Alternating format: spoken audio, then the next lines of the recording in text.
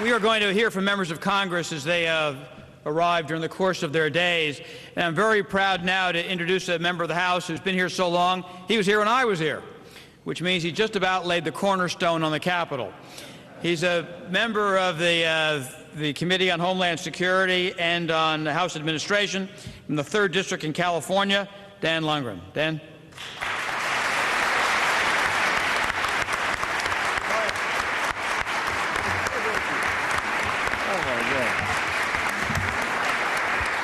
I don't know, to be made fun of by the torch. I'm not sure about that. Well, thank you very, very much. It's great to see this distinguished panel here, and I really appreciate the chance to stop by. I'm only able to be here for a few minutes, but I appreciate what you are doing. It would be an understatement to suggest that we live in interesting times. It is one of the most interesting times I've ever seen, not only with what we are doing on the budget, but in terms of what's happening in the area of international affairs. I would hope that it would just be obvious to people that it's no longer possible for us to ignore the fact that the Iranian nuclear program poses a threat of an arms race in the Middle East which threatens to destabilize the entire region.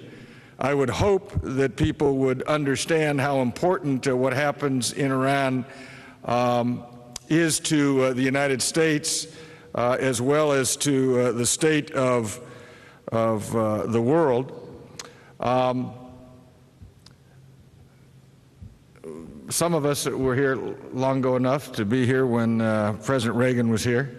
Some of us were here long ago enough to understand what it means to say what's really happening in the world, to tell the truth.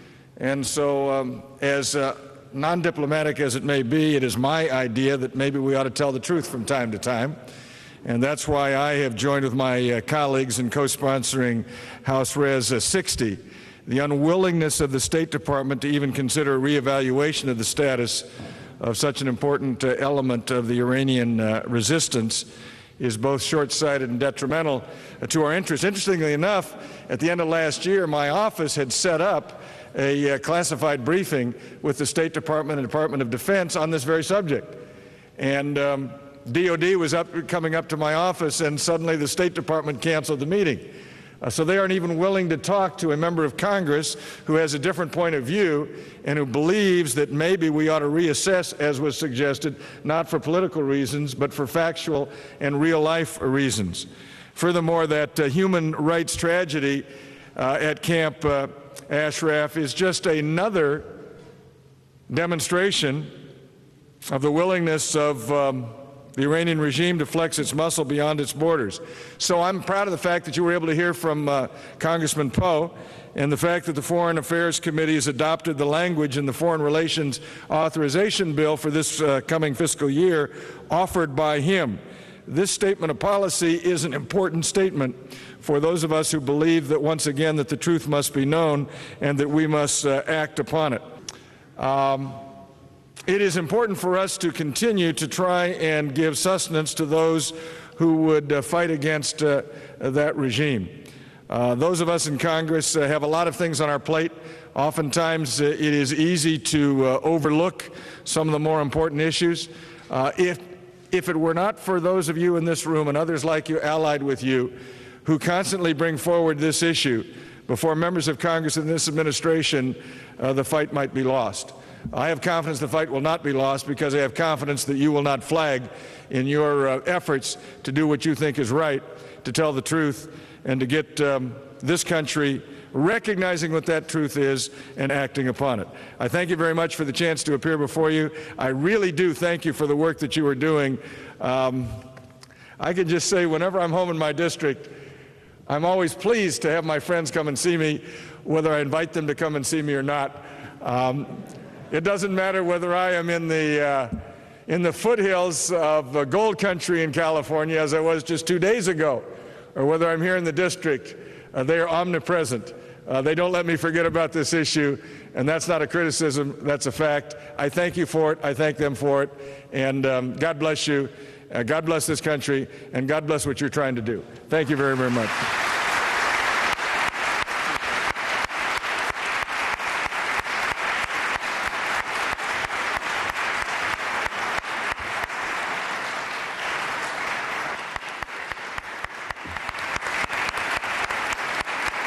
with this California delegation, which has disproportionately been helpful in this fight. It's my pleasure to introduce to you a member of the Judiciary Committee, Subcommittee on Terrorism, Congresswoman Judy Chu.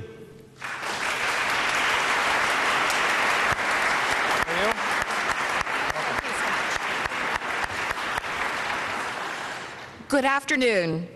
What an incredible crowd that you have here today. I'm always so impressed by your dedication and commitment to the issue and all the support that you've built on the Hill. And today is no different. A month ago, I saw the video of what happened in Camp Ashraf in April, and I was horrified. I could not believe what I saw. I could not believe the bulldozers and the Humvees that stormed Camp Ashraf. I could not believe the sight of troops using live ammunition and seeing men and women just mowed down. I could not believe the fact that there were 36 residents, including 8 women, that ended up losing their lives and that more than 300 others had been wounded.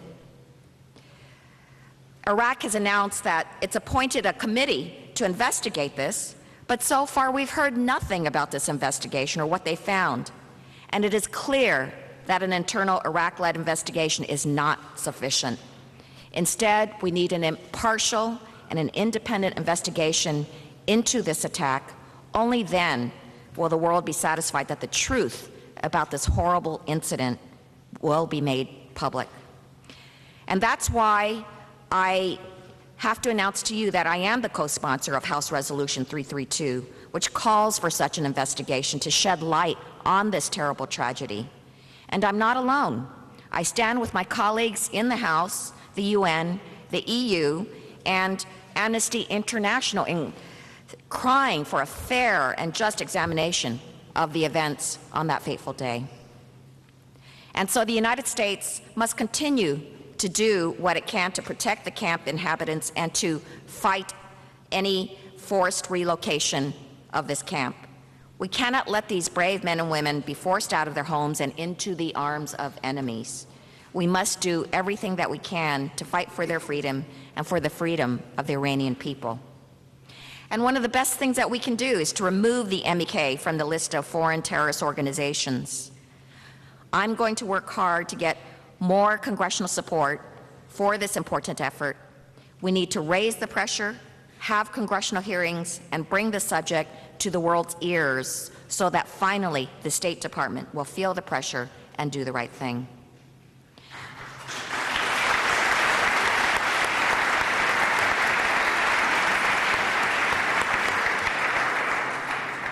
But one of the most important elements of making sure this is successful is all of you here today.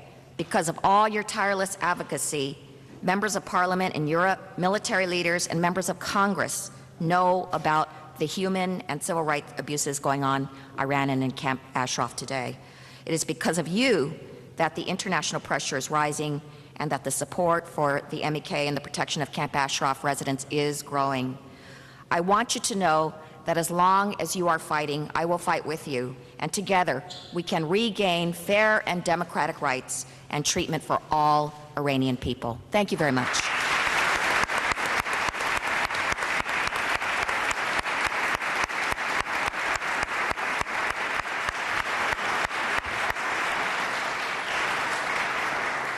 With this next introduction, I'm going to double the number of Republican members of the House that I've introduced and praised through the last 30 years. But I'm very proud to introduce another friend of the community who has been one of those strong voices that we've counted upon, and in the next few months are going to count upon even more. And that is Republican Congressman from Arizona, Trent Franks.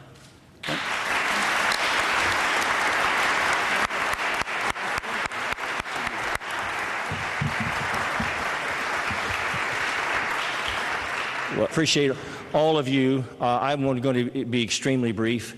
I know that some of you have heard some of the repetitious remarks that Congress has made, but fundamentally, I want to thank you for having the courage to stand up to those in Iran that would gain nuclear weapons and would use it to threaten the entire human family. And I'm thankful that you've had the courage. I mean, we had a little unpleasantness with England at one time, if you read your history books, and yet today we consider them one of our most vital allies. And I truly believe that it is important for the State Department to render some type of decision on behalf of the MUK and some of the questions that are before them, because they deserve that answer. And it's not just a matter of deciding what one particular group and what their status is with the United States. It's about making sure that we don't suppress those who are working so hard to accomplish some of the same things that are important to America in terms of keeping Iran from gaining nuclear weapons by which to destabilize the entire earth. I know that there are always challenges in breaking through these things, but I would just suggest to all of you to do two things. Number one, continue to demonstrate your commitment to a democratic principle, to trying to stand with the world community and upholding human dignity and human values and human freedom. And number two, join with those groups out there that are doing everything that they can to accomplish the same things that you are. And some of us will continue to press the State Department for an answer, for evidence of why that they would maintain their intransigence on such an issue. I know it isn't easy. I know many of you have been through some great tragedies, and I would only suggest to you that freedom is a powerful thing, and you have made steps to embrace it. And I truly believe in the long run that freedom, truth, and time all travel on the same road. But it requires each of us to be courageous and to do the best that we can. I want to thank the members of this distinguished panel here. I am especially always grateful to see John Bolton anywhere. I think he's one of the great intellects of our time. He understands these issues better than so many people that I hear on the airwaves, and I just especially call him out with great respect to the rest of you. I hope that somehow that we can come together and realize that, you know, it sounds rather cliche, but the enemy of my enemy is my friend. And right now we face a great challenge in Iran. If Iran gains nuclear weapons, and again it's repeated many times, but if they do, we will have to change all of our human perspective, because the world will step into the shadow of nuclear terrorism. And my children will grow up in a world that they don't have to grow up in. And so I want to join with you to that end. I want to embrace as much as I can anyone that will embrace freedom. And to that end, God bless you all, and thank you very much.